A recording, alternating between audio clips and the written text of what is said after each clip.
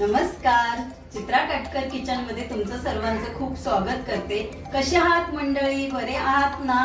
बरेच राहा। आता लवकरच गणपती बाप्पांचं आगमन होणार आहे, त्यासाठी आपण उकडीचे मोदक करूया आणि थोडे सजावटीचे गुलाबाचे मोदक कसे करायचे ते बघूया। आपण मोदकांसाठी सारण बनवायला घेऊया। 1 चमचा तूप टाकते। इथे मी थोडेसे बदाम बारीक ठेसून घेतलेत, तुम्ही कापून घेऊ शकता किंवा तुमच्याकडे मुलगा तुमचे मिस्टर असतील त्यांच्याकडून बारीक चिरून घ्या। हे 2 मिनिटं परतवून घेतले। आता मी 1 चमचा खसखस घेतले, ती टाकते। ही 2 मिनिटं परतवून घेते।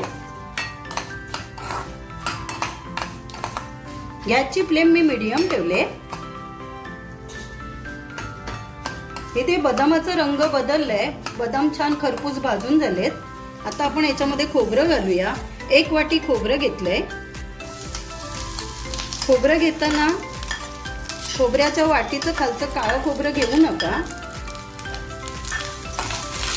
हे 2 मिनिटं परतवून घेऊया। इथे खोबरं 2 मिनिटं परतवून झालंय। मी ज्या वाटीने खोबरं घेतलेलं त्याच वाटीने अर्ध वाटी गूळ घेतले, पण 1 चमचा गूळ मी बाजूला करते, त्याचं कारण मी नंतर सांगते।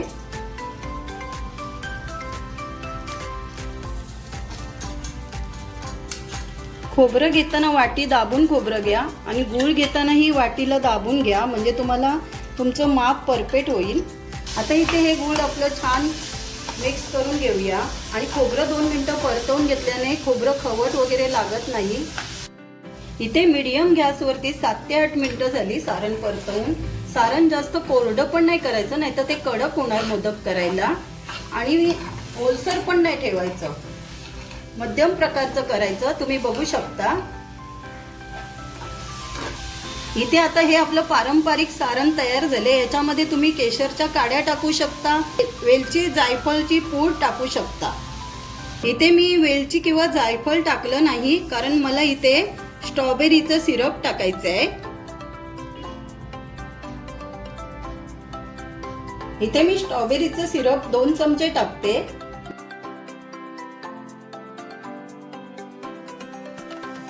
इथे मला स्ट्रॉबेरी क्रश टाकायचं होतं, त्याच्यामुळे मी 1 चमचा गूळ कमी केलं, कारण हे स्ट्रॉबेरी क्रश खूप गोड असतं।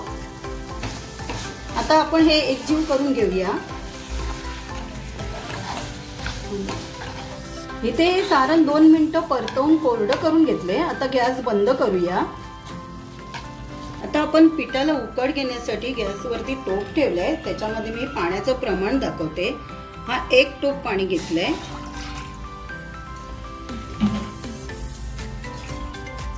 आणखी अर्धा टोप पाणी घेतलंय, असं 1.5 टोप पाणी घेतलंय मी पिठासाठी। पाणी उकळण्यासाठी गॅसची फ्लेम मोठी केली। इथे पाणी उकळलंय, पण आपण त्याच्यामधून अर्धा पेला पाणी बाजूला करून ठेवूया, कारण काही तांदळाच्या पिठाला पाणी कमी लागतं तर काही तांदळाच्या पिठाला पाणी जास्त लागतं। थोडंसं चवीप्रमाणात मीठ टाकूया। गोडाच्या पदार्थाला मीठ असल्याने चव छान लागते। 1 चमचा तूप घालूया। आपण आता ज्या टोपाने पाणी मोजून घेतलेलं त्याच टोपाने मी पीठ मोजून घेतलंय। तुम्ही कोणतंही भांडं घ्या, ज्या भांड्याने पीठ घ्याल त्याच भांड्याने पाण्याचं प्रमाण घ्या, म्हणजे तुमचं प्रमाण चुकणार नाही। गॅसची फ्लेम मीडियम ठेवले।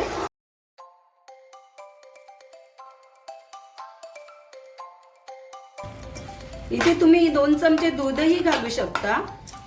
माझं पीठ पांढरं शुभ्र असल्यामुळे मी दूध नाही वापरत। हे रेशनचे तांदळाचं पीठ आहे।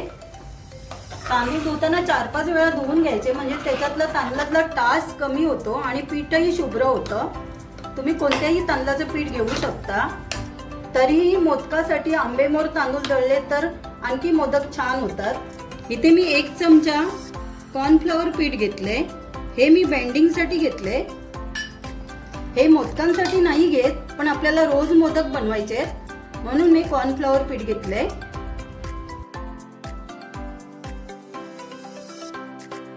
इथे आपण गॅस बंद करूया आणि 5 मिनिटं झाकून ठेवूया। इथे 5 मिनिटं झालेली आहेत, आपण पीठ आता काढून घेऊया।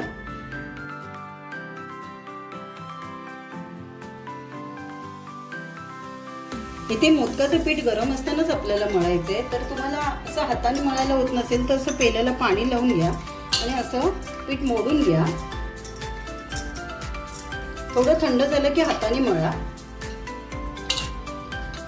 आपण पाणी उकळायला ठेवलेलं त्याच्यातला अर्धा पेला पाणी कमी केलेलं, म्हणजे आपल्याला 1 टोपच पाणी लागले.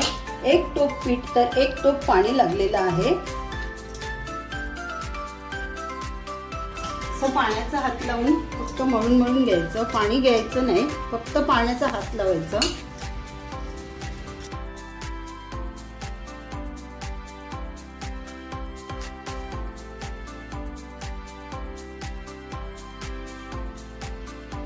इथे मी थोडंसं 1 भाकरीच्या पिठाचा गोळा बाजूला करते. इथे मी रोज मोदक करण्यासाठी थोडंसं फूड कलर घालते.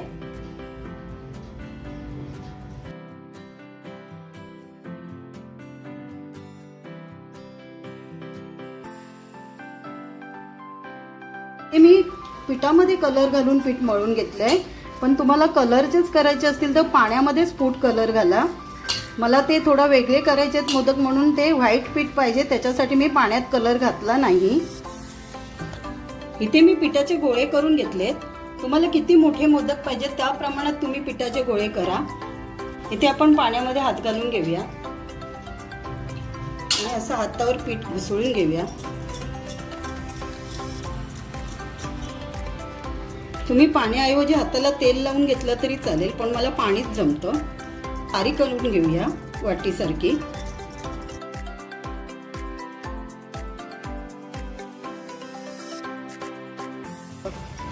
साईडनी पारी एकदम पातळ करून घ्या.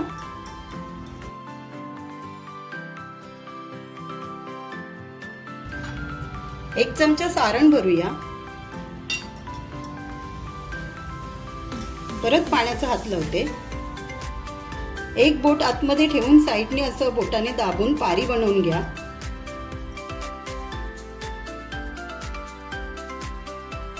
हा आपला पारंपरिक पद्धतीचा उकडीचा मोदक.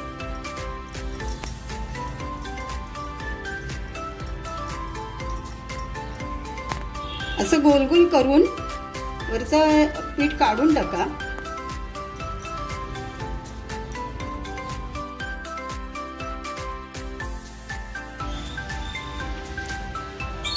इथे हा हाताने मी मोदकाच्या कळ्या पाडून मोदक तयार केलेले आहे, पण तुम्हाला हाताने कळ्या पाडायला जमत नसेल तर चमच्याने असं करा. अशा कळ्या पाडून घ्या.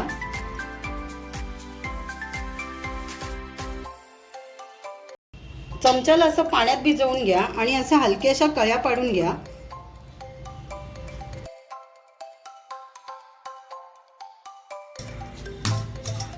आपण ह्याच्यावरती सुकं पीठ घेऊया. पिठाचा गोळा लाटून घेऊया. आपण भाकरी लाटतो तेवढंच जाड लाटायचंय, जास्त जाड पण नाही आणि जास्त पातळ पण नाही. मोदकाची पारी असते तेवढेच पातळ लाटून घ्यायचे. तुम्ही बघू शकता किती पातळ लाटले ती. तुमच्याकडे छोटी वाटी किंवा डब्याचं झाकण, बाटलीचं झाकण असेल ते घ्या. अशा प्रकारे पुऱ्या काढून घ्या. अशा आपण 4 पुऱ्या लावून घेऊया.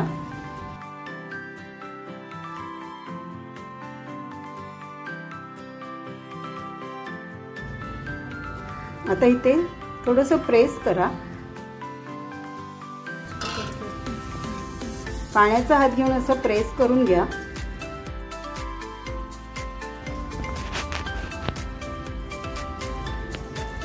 तुम्हाला सारण किती भरायचं आहे त्या प्रमाणात घ्या. मी इतकं सारण घेतलंय. आता आपल्याला हे सारण करून लावत जायचंय.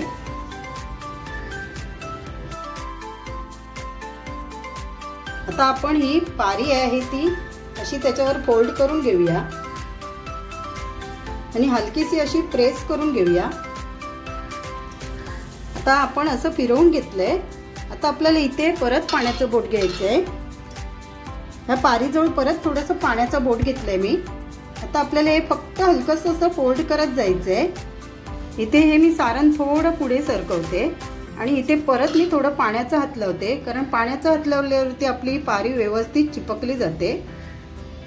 आणि तुमच्याकडून जर पारी फाटलीच तर तुम्ही इथे परत पाण्याचा हात लावा आणि असं नंतर असं गोल गोल करून घ्या. आपण असं गोल करून घेऊया. अशा प्रकारे आपला गुलाब तयार आहे. इथे मी गॅसवरती कढईमध्ये पाणी उकळत ठेवलेलं मोदक बनवेपर्यंत. तुम्ही इडलीचं भांडं असेल तर त्याच्यातही मोदक उकडायला टाकू शकता. आता मी याच्यामध्ये हे भांडं ठेवते. याच्यावरती मी जाळी ठेवते. जाळीवरती केळीचं पान लावून घेते. केळीच्या पानावर थोडंसं तूप लावून घेते.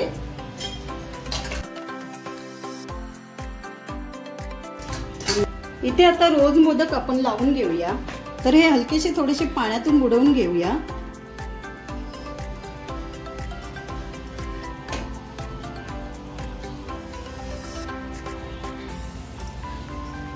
आपण मोदक बनवते वेळी मोदक बनवेपर्यंत मोदक सुकतात, त्याच्यामुळे आपल्याला असे पाण्यात बुडवून घ्यावे लागतात.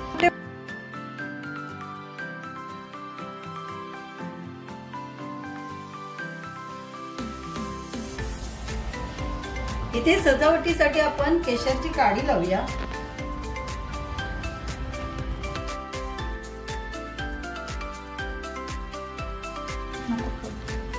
इथे मीडियम गॅसवरती झाकण ठेवून 15 मिनिटं वाफ काढून घेऊया. तर थंड झालेत काय बघूया. आता हे मोदक मी काढून घेते.